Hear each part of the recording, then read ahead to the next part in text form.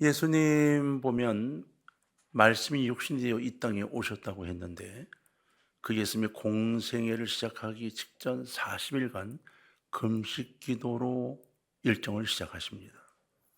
공생애 3년간에도 기도가 끊이지 않았죠. 생을 마감할 때에도 겟세마네 동산과 골고다 언덕을 향해 올라갈 때도 역시 기도로 그 일들을 시작하셨습니다. 십자가의 죽음도 기도로 이겨내셨고 또 예수님은 마지막 이 땅의 모든 것들을 정리하면서도 하나님께 간절함으로 기도하고 이 땅을 정리하셨죠. 예수님의 삶을 이야기하면 기도다 이렇게 이야기를 할 수가 있습니다. 성경에 기록된 예수님의 기도에 대해 살펴보면 마가복음 1장 35절에 이렇게 되어 있어요. 새벽 아직도 밝기 전에 예수께서 일어나 나가 한적한 곳으로 가사 거기서 기도하시더니 누가복음 6장 12절에는 이때 예수께서 기도하시러 산으로 가사 밤이 새도록 하나님께 기도하시고 누가복음 9장 28절에도 이 말씀을 하신 후 8일쯤 되어 예수께서 베드로와 요한과 야고보를 데리고 기도하시러 산에 올라가사 누가복음 22장 39절 예수께서 나가서 습관을 따라 감람산에 가심에 제자들도 따라갔더니 이렇게 기록되어 있어요. 이곳저곳에 예수님이 기도하러 산에 가셨다는 기록이 꽉 차 있습니다. 이처럼 본문 외에도 복음서 여러 곳에 예수님이 산에 오르셔서 기도하셨던 모습이 기록되어 있어요. 그만큼 중요하다는 거죠. 예수님인데도 하나님이신 예수님인데도 그분 틈만 나면 기도하러 가셨다는 거예요. 그것도 산으로 가셨다는 거예요. 이 말씀은 여러분 기도는 산에 가서 해야 된다는 게 아니에요. 산에 가서 해야 된다는 게 아니라 그렇게 간절한 마음으로 주님을 만나도록 애써야 된다는 의미예요. 예수님께서는 삶 자체가 기도셨죠. 예수님 광야에서도 기도하셨어요. 나사로의 무덤 앞에서도 기도하셨어요. 나사로가 살아났죠. 제자들 외에 중보기도 하셨고요. 주님이 하늘에 계신 하나님 아버지와 교제하기 위한 준비와 필요성을 하시고 기도하기 좋은 환경을 찾아 움직인 곳이 산 위였다고 말하고 있는데 그만큼 예수님은 모든 조건 속에 기도가 중요하게 여겨졌던 거죠. 어떤 일을 하든 간에 기도로 시작하시고 기도로 마무리하신 거예요. 우리에게 그래서 너희도 나처럼 기도로 시작하고 기도로 마무리해라 이렇게 부탁하고 계신 거예요. 여러분 산으로 가사라는 이 말씀은 등산을 하자는 게 아닙니다. 하나님과 깊은 교제를 위한 준비와 하나님과 깊은 기도를 했던 결단의 고백인 거죠. 그러니까 예수님이 이 땅에 있으면서 많은 것들 얽매이게 된 것들 다 내려놓고 쉬운 것 무거운 것 따지지 않고 다 내려놓고 무거운 짐까지 다 벗어버리고 복잡단단한 세상의 모든 것들을 다 뒤로 하고 하나님과만 깊은 교제를 할 수 있는 것 이것이 산이었다고 판단을 하셨던 거예요. 그 좋은 환경을 만들어 무릎을 꿇차고 하는 결단의 고백을 우리에게 보여주고 계신 거예요. 여러분 말씀에 대해서도 우리가 하나 정리를 좀 해봐야 될 게 있는데 말씀을 들으면 우리는 은혜를 받는다 이렇게 얘기하죠. 좀 생각을 좀 해봐야 될 게 있어요. 말씀을 받으면 은혜를 받는다. 은혜를 받으면 변화가 온다. 변화가 오면 개인과 사회가 기적적인 축복을 받게 되고 기적이 일어나서 변화되어지게 돼 있어 라고 이야기를 해요. 여러분 마가복음 6장에 있는 오병이어의 기적을 봅시다. 이게 그냥 일어난 게 절대로 아닙니다. 거기 보면 기적이 일어날 수밖에 없는 어떤 필연적인 변화와 필연적인 어떤 것들이 선행되고 있어요. 뭘까요? 예수님이 말씀을 가르치셨어요. 이게 먼저예요. 그것을 모인 그 많은 사람들에게 하나님의 말씀을 전하셨어요. 말씀이 그 사람들의 마음을 녹진하게 만들었다는 거예요. 그러니까 그 설교도 중에 졸고 있던 사람, 딴 생각하던 사람 그들 말고 그 말씀을 듣고 있는 이들 예수님의 말씀이 그런 걸 상고 듣고 있는 이들 가슴 속에 그 말씀을 통해 은혜 받을 준비가 되어지고 주님을 만날 준비가 되기 시작했다는 거죠. 그래서 그 무리들이 은혜 받을 준비가 이미 되어져 있게 됐던 거죠. 그 중에 어린아이가 도시락 주머니를 들고 왔고 떡 5개와 물고기 2마리가 들어있었어요. 여러분 그 무리들이 다 배고팠지만 그 무리들에게 이제 기적이 일어날 차가 된 거죠. 예수님이 축사하셨어요. 그리고 제자들에게 나눠주고 떼어주라 했어요. 여러분도 여기에 그 많은 무리들이 이곳저곳에 무리져 앉아서 가서 나누어 주는 대로 받아 감사함으로 다 먹은 거로 기록되어 있어요. 내가 배고프니까 먼저 달라고 막 다투고 쫓아다니는 사람이 없었다는 거죠. 그들은 질서를 지키며 순종하고 자기 차례를 기다렸어요. 왜요? 이미 은혜를 받은 거예요.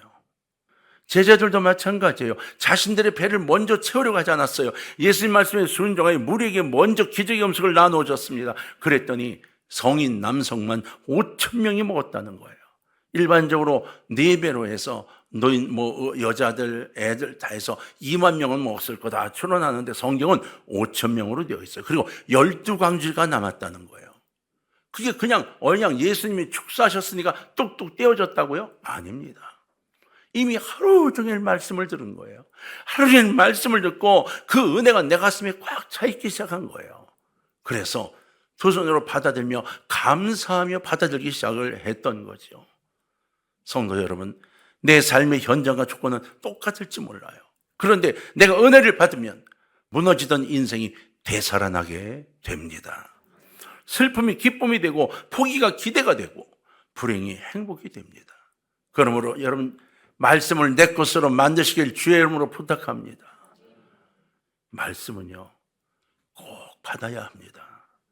다른 것은 내게 없어도 은혜는 꼭 받아야 됩니다. 말씀을 통해 은혜를 받든 기도를 통해 받든 은혜를 받아야 돼요. 성령 충만은 꼭 받아야 됩니다. 베드로의 설교를 듣던 무리들은 마음에 찔려 각각 회개하고 사죄함을 받았어요. 성령을 받고 하루에 3,000명씩이나 세례를 받았죠. 하나님의 말씀은 온갖 어둠을 다 물리치는 빛이에요. 그리고 죽음을 이기는 삶이고 영광에 대한 보장이었어요. 여러분, 칸트는 이렇게 말했습니다. 성경 한 구절이 내가 읽은 책 전체를 합한 것보다 더 큰 위로를 내게 주었습니다. 여러분, 칸트의 이야기입니다. 이 땅에 수많은 사람들이 수많은 철학을 동경하는 이들이 칸트의 글을 읽으면서 어쨌다 저쨌다 이야기하는데 칸트는 내가 읽은 수많은 책들보다 성경의 한 구절이 내게 더 위로가 되었다 고백했다는 거예요. 인간에게 진정으로 필요한 것, 하나님의 은혜입니다. 하나님의 은혜는 바로 하나님의 말씀을 믿음으로 그 말씀을 이 심령이 품을 때 그 심령이 가득한 은혜로 채워지게 되어져 있습니다. 은혜는 하나님과 화해를 선물로 주고 받게 되는 것이고 내가 받은 그 선물을 사용할 때 하나님과의 화해가 더 깊어지는 거예요. 다시 더 쉽게 말하면 하나님의 은혜를 받게 되면 하나님 앞에 나갈 수 없는 나, 죄져서 하나님 앞에 갈 수 없는 내가 하나님과 화해하도록 만들어줘 당당하게 나가 주님 제가 왔어요로 말할 수 있는 아버지와 자녀가 된다는 거죠. 이런 축복이 어디 있습니까? 생명 없이 생물이 성장할 수 없죠. 생명 없는 생물은 죽은 겁니다. 기초 없이 건물이 서 있을 수 있나요? 아닙니다. 여러분, 복을 받으려면 먼저 은혜가 우리에게 있어야만 합니다. 하나님의 은혜는 우리로서는 도저히 할 수 없는 일들을 이루어 주십니다. 하나님의 은혜는 우리로서 이루지 못할 일들도 이루어지게 하십니다. 믿음은요, 말씀을 들을 때 내게 주어져요. 성령 안에서 은혜의 선물로 우리에게 주어지는 거죠. 로마서 10장 17절은 이렇게 기록되어 있습니다. 그러므로 믿음은 들음에서 나며 들음은 그리스도의 말씀으로 말미암았느니라. 할렐루야. 여러분, 이 은혜를 내 가슴에 품고 주 앞에 두 손을 모을 때 기도의 응답을 받게 되어진다는 겁니다. 이게 아주 간단해요. 그런데 예배 시간이나 모든 여건들 속에 주의 말씀이 내게 들어오지 않습니다. 참 신기한 것은 어디 앉아서 다른 일로 떠들어 보세요. 카페에 앉아서 세상 일로 떠들어 보세요. 1시간도 떠들고 2시간도 떠듭니다. 그런데 주의 말씀을 나누어 보세요. 졸립기 시작한 사람이 있습니다. 관심이 없어서요. 맞아요. 그것만요? 아니요. 이미 영적으로 내가 잡힌 바 되었기 때문에 그렇습니다. 여러분, 설교 시간에도 가만 보세요. 설교를 들으며 주의 말씀이 어쩌고 저쩌고 다 정신없다가 예화가 시작이 되면 정신이 돌아오며 예화의 귀를 딱 기울인 사람들이 있어요. 그리고 예화만 기억합니다. 그 예화 중에서도 하나님과 관계된 부분은 빼먹고 재미있는 이야기만 기억합니다. 왜 그럴까요? 이 뇌가 작동을 하는 걸까요? 그럴 수도 있습니다. 그러나 이미 하나님과의 관계를 빼앗긴 영혼들이 되어버렸기 때문일 확률이 높습니다. 자, 여러분, 예수님의 습관을 쫓아 늘 산에 올라 기도하시며 기도의 삶을 사셨다면 주님을 믿고 따르는 그리스도인들, 우리도 당연히 습관이 되도록 기도하신 예수님의 기도의 삶을 닮아야 하지 않겠어요? 닮아가야 그리스도인인 거죠. 여러분, 그러한 기도의 삶을 살아야만 한다는 겁니다. 우리는 말씀을 들음으로 믿음이 생겨요. 믿음을 소유함으로 은혜를 받고 성령님을 만나게 됩니다.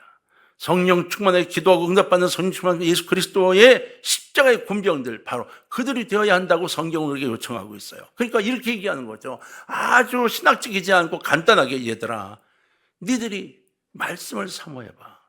억지로라도 말씀을 들으려고 해봐. 그 들음이 믿음이 되고 그 믿음이 은혜를 받게 하고 그 은혜가 성령님을 만나게 하고 성령 충만하면 더 많은 기도의 응답을 받게 하고 그리고 당당한 이 땅을 이겨나갈 십자가의 군병이 되는 거야.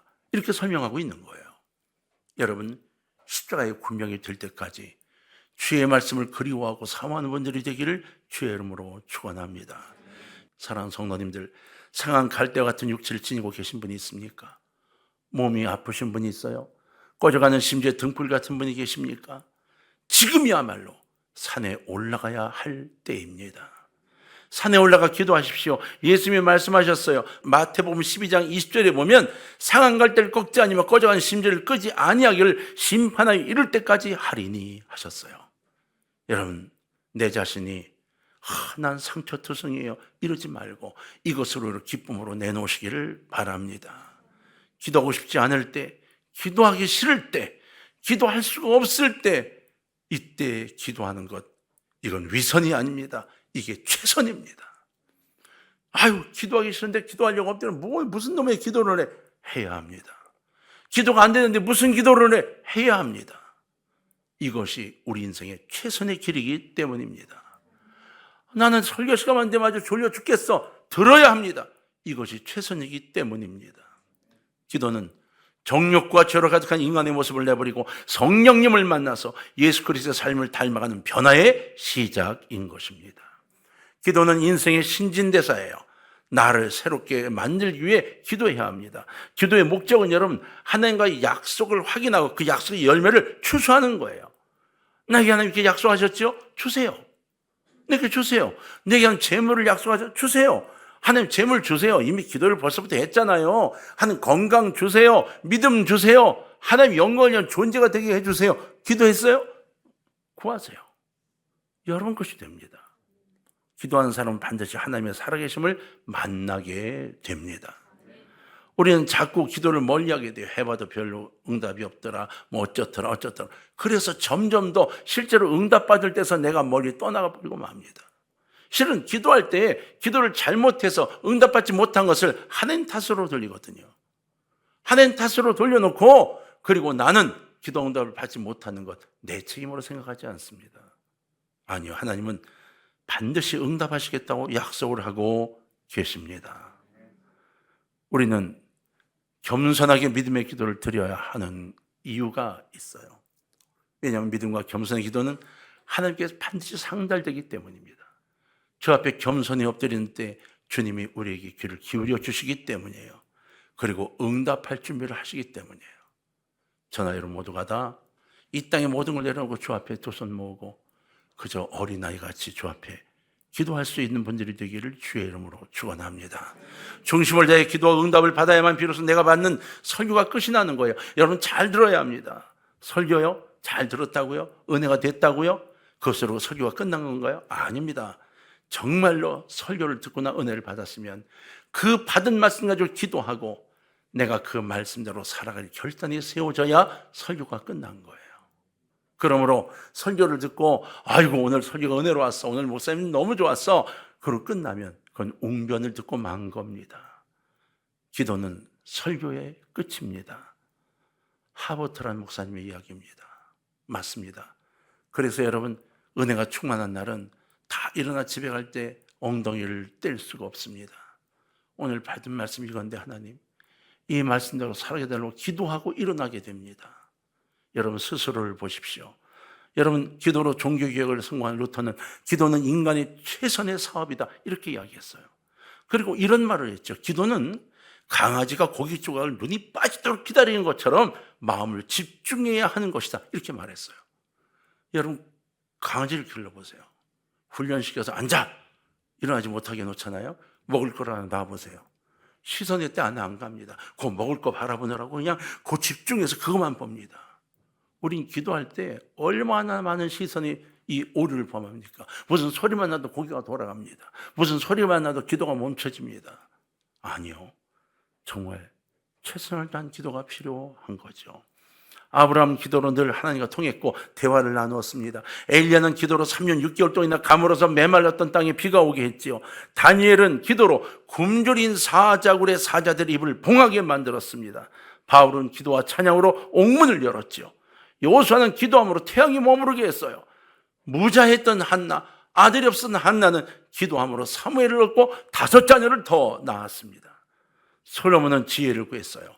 그랬더니 하나님이 지혜 말고도 더 많은 것들을 쏟아 부어 주셨습니다. 십자가상의 강도는 마지막 순간 기도에서 분명한 낙원의 응답을 받게 됐죠. 예수님으로부터 나와 함께 나오네 가있으리라 응답받았어요. 저 웨슬레이는 기도로 18세기 어두운 영국의 빛을 밝혔고, 뮤얼러는 5만 번의 기도의 응답을 받았습니다. 베드로는 기도를 통해 죽은 도르가, 과부가 살아나는 역사를 만들어냈습니다. 그들이기 때문에 가능했을까요? 아니요. 우리도 마찬가지 가능을 갖고 있습니다. 저나 여러분 모두가 이럴 수 있습니다. 어린 소년이 아버지에게, 아버지, 저 나갔다 올게요. 왜? 전도지 돌리려고요. 이 목사님의 아들이었어요. 이제 겨우 초등학교인 이 아이가 전도지를 가지고 나가겠다고 하는 거예요. 아버지가, 야, 오늘 비도 오고 추워서 안 돼. 아니에요. 오늘 나갔다 올게요. 야, 이놈아, 감기 걸려. 근데 오늘 꼭 나가야 될 것 같아요. 그럼 굳이 전도지를 들고 나간 거예요. 이 아이가 뱃속을 2시간이나 걸었는데 바람도 세고 비가 많이 오면 사람이 길거리 없는 거예요. 2시간을 돌아다니다가 되돌아오려고 돌아서는데 저쪽에 어느 집 문이 눈에 탁 들어왔어요. 그 아이는 뭐에 이끌린 듯이 그 집으로 가서 초인종을 눌렀어요. 아무 대답이 없어요. 우리 같으면 어떡하겠어요? 돌아서겠죠? 근데 이 아이는 이상하게 그 집이 초인종을 눌렀는데 또 대답이 없는 게 더 이상했어요. 또 눌렀어요. 대답이 없어요. 또 눌렀어요. 대답이 없어요. 문을 두드렸어요. 이게 미친 짓이지 않겠어요? 그리고 배를 계속 누르고 문을 두드렸는데 한참이 지나는 후에야 문을 덜컥 문이 열렸어요. 그리고 한 여자분이 나오셨어요. 그리고 물었어요. 얘야, 왜 그래? 뭘 도와달라고? 이렇게 물었어요. 이 아이가 대답을 했죠. 아닙니다, 아줌마. 제가 아줌마 화나게 했으면 죄송한데 제 마음속에 이걸 꼭 전해야 돼서요. 뭘? 하나님은 아줌마를 정말 사랑하세요. 정말이에요. 그건 전도지를 건네주고 되돌아왔어요. 비 맞으며 집으로 돌아왔습니다. 그번 주일이었어요. 주일날 예배를 시작하면서 목사님이 예배를 찬송을 부르고 설교 직전에 이렇게 물었어요. 여러분, 오늘 혹시 간증하고 싶은 분이 계시면 간증을 하세요. 그때 저 뒤에 앉았던 한 여인이 손을 들고 일어났어요. 그리고 이렇게 말합니다. 저는 이 교회 와본 적이 없습니다. 제 남편은 얼마 전에 저를 혼자 남겨놓고 죽었어요. 근데 지난주가 유난히 춥고 비 오던 날 남편은 없고 희망도 없고 먹고 살 길도 막연하고 의심이었던 그 날씨에 내 마음이 얼어붙어 더 이상 살고 싶지 않다는 생각이 들었어요. 의자와 밧줄을 찾았죠. 집 다락방에 올라가서 찾아가지고 지붕 석가래에 묶고 의자에 올라가서 목에 줄을 감았습니다. 그리고 발로 의자를 밀어쳐 이제 죽기 직전에 정말 수십 년 만에 처음으로 넋두리 같은 기도를 했어요. 하나님, 나를 버리셨어요? 그런 눈물이 나 울고 있다가 마지막 의자를 밀어내려는 순간 뭐가 일어났겠어요? 벨소리가 울린 거예요. 그냥 밀어냈으면 되는데 벨소리가 계속 나 지금 문을 막 두드리고 또 벨 계속 궁금해서 안 돼서 이걸 풀었다는 거예요. 대체 어떤 사람이 지금 마지막 가려는 나의 길을 막는가? 나와봤더니 웬 소년 아이가 천사 같은 얼굴의 나를 바라보면서 이러더라고요. 넋두리같이 기도를 한 제게 하나님이 아줌마를 사랑하세요. 전도지를 주고 갔어요. 전도지를 열어 다 읽어봤어요. 그리고는 의자를 치우고 밧줄을 끊어버렸습니다. 그 애가 가는 방향에 있는 교회로 오늘 무조건 찾아왔습니다. 그 애가 이 교회에 있는지 모르지만 꼭 고맙다고 이야기 전하고 싶고 하나님 나를 사랑해 기도에 응답하신 걸 내가 알아서 내가 죽지 않을 거라고 말해주고 싶습니다. 이렇게 말한 거예요. 설교하려고 준비하던 아버지가 맨 앞에 있는 아들을 쳐다보면서 가슴이 떨린 거예요. 춥다고 전도 나가지 말라 했는데 아니라고 오늘은 나가야 될 것 같다고 나갔던 그 아들이 하나님의 도구가 됐고 몇십 년 만에 기도했던 그 여인의 기도 응답이 그렇게 이루어졌음을 그 목사님이 확인을 했기 때문이었던 거죠. 사랑하는 성도 여러분, 기도 응답은 목사에게만 있는 게 아닙니다. 기도 응답은 영권 있는 자에게만 있는 게 아닙니다. 누구든 솔직하고 간절한 이에게 응답은 있습니다. 국제 정세가 수상합니다. 북한의 움직임도 수상해요. 국내 정치권도 하나님을 두려워하지 않고 차별금지법과 동성애 관련법을 통과시키려고 해요. 아주 살금살금 물에 젖어 들어가듯이 그렇게 속여가고 있습니다. 절박하지만 절박한 줄 모르고 있는 요즘 바로 하나님의 백성들이 일어나야 할 때가 된 거죠. 우리 가족과 가정과 직장과 나라와 영적 세계를 위해 일어나야 할 때가 된 거예요. 그리고 산으로 올라가야만 할 때가 된 겁니다. 오늘 돈 벌기 위해 산에 올라갈 걸 내던져버리고 있지 마십시오. 제발 시간을 좀 내 산에 올라가야 합니다. 네가 아니라 내가 기도해야 합니다. 우리가 기도해야 합니다. 기도하면 됩니다. 각자의 믿음을 가지고 뜨겁게 기도해 주십시오. 기도할 수 있는 믿음을 소유하십시오. 기도가 없어서 응답의 간증이 없고 세상은 점점 어두워지고 있는 거예요. 10월 27일만이 아니라 바로 지금 그리고 항상 기도해야 하고 잠언 15장 29절의 말씀처럼 여호와는 악인을 멀리하시고 의인의 기도를 들으시리라 했던 이 약속이 이루어지게 될 겁니다. 성도님들 제발 주 앞에 나오셔서 두 손 들고 기도하시기를 바라요. 산에 올라오셔서 주님을 찾으시기를 바랍니다. 귀한 역사가 일어나고 하나님 응답이 일어나서 우리를 통하여 이 세계가 변화되게 될 줄로 믿습니다. 미국의 백화점왕 오너메이커는 이렇게 말했죠. 나의 가장 위대한 투자, 가장 성공적인 투자는 무엇인지 아는가? 12살 때 내가 모았던 $2 50센트를 주고 성경을 한 권 샀는데 그 성경이 오늘날의 나를 있게 했다. 그것이 가장 귀중한 투자였다 했습니다. 여러분, 하나님이 쏟아부어주고 싶어 하시는 이 시대에 주님을 만나시고 말씀을 소유하시고 기도하며 승리한 여러분 되시길 주의 이름으로 축원합니다.